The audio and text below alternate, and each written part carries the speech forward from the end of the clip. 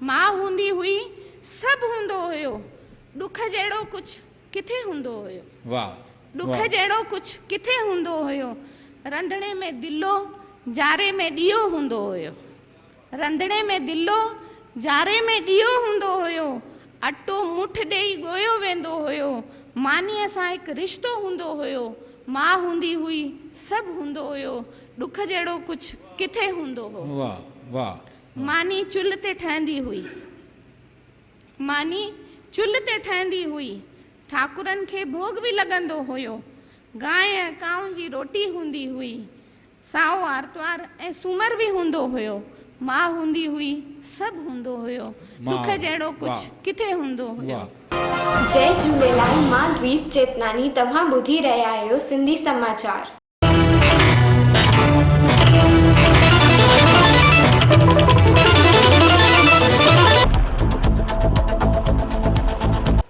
मजदूरनि लाइ ख़ुशख़बरी। सरकारी नियमनि सां वञी सघनि था पंहिंजे पंहिंजे घर।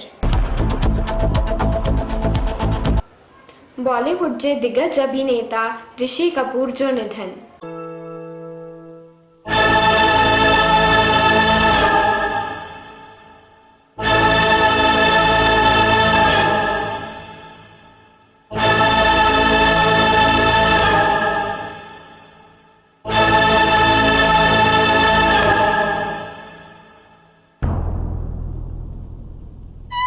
ऋषि कपूर जो अंतिम ट्वीट कोरोना सां जंग जीतण जी चई हुई।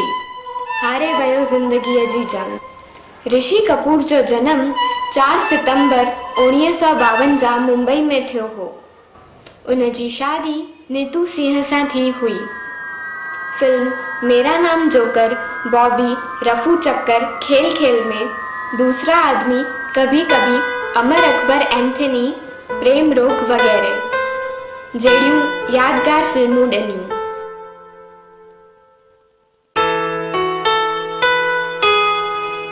हू राज कपूर जो पुटु हो, रिधिमा कपूर ऐं रणबीर कपूर जो पीउ हो।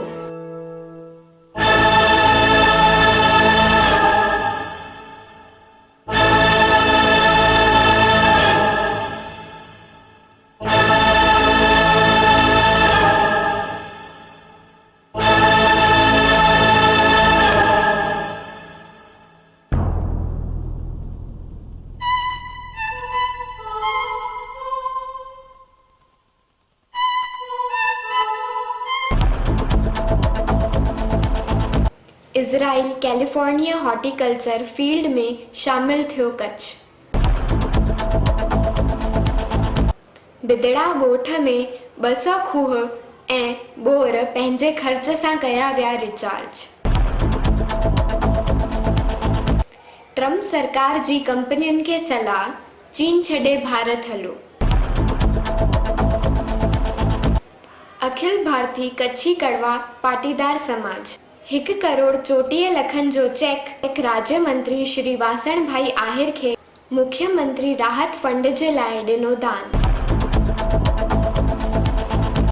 देश में कोरोना जा मरीज़ 31,332 ऐं मरण वारनि जो अंग 1007। दूती चंद चयो, मुंहिंजो पैसो ऐं वक़्तु थियो बर्बाद। 2021 में मुश्किल सां थींदो ओलंपिक। हिंदू मुस्लिम सिख ईसाई सभिनीनि खे मुंहिंजो नमस्ते, सलाम, सत श्री अकाल। जल्द ई गॾिजंदासीं। घर में रहो, सुरक्षित रहो ऐं स्वस्थ रहो।